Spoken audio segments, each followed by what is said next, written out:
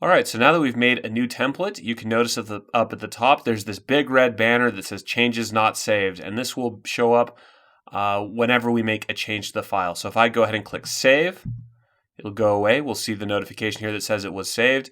But if I go ahead and change anything in here, like even just put in, another number right there, test report 1, even if I undo it, it's going to prompt us to save it. So this just reminds you that your changes have not been saved, so you can kind of periodically go through and save as you make those changes. So across the top right here, the back button goes back out to the main reports, new template, and load template we can't do until we save this, which is convenient. Then we could load in a new template or an existing template.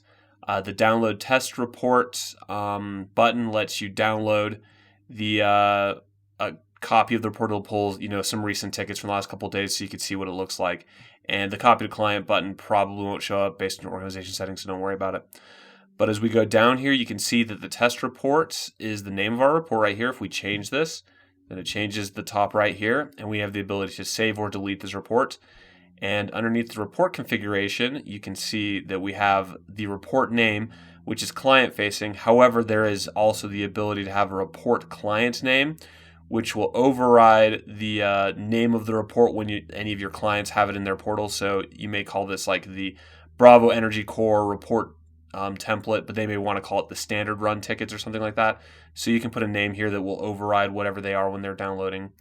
The description, you can put notes in here as you're building it. If there's multiple people working on it, then, or if you want to put a descriptor on here, you could do that. And the last couple options down here, we're running Excel instead of PDF in this example. We want our ticket to be, or our report to be available in the tickets download section. So we're going to go ahead and choose that. We could choose invoices if we wanted to show up inside of an invoice.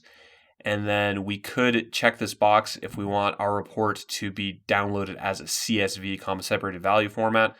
If we don't check it, then it's just going to be a normal Excel, like an XLSX or something like that file, just a normal Excel file that has access to all that. And then the last thing down here is available for use. So once our report template is done, we can check this box, which will make it show up in the rest of the reports. But we are not done with it, so we don't want to check it yet so people don't accidentally use it. But yeah, so we're going to go in the next section, add a sheet to it and kind of get started there.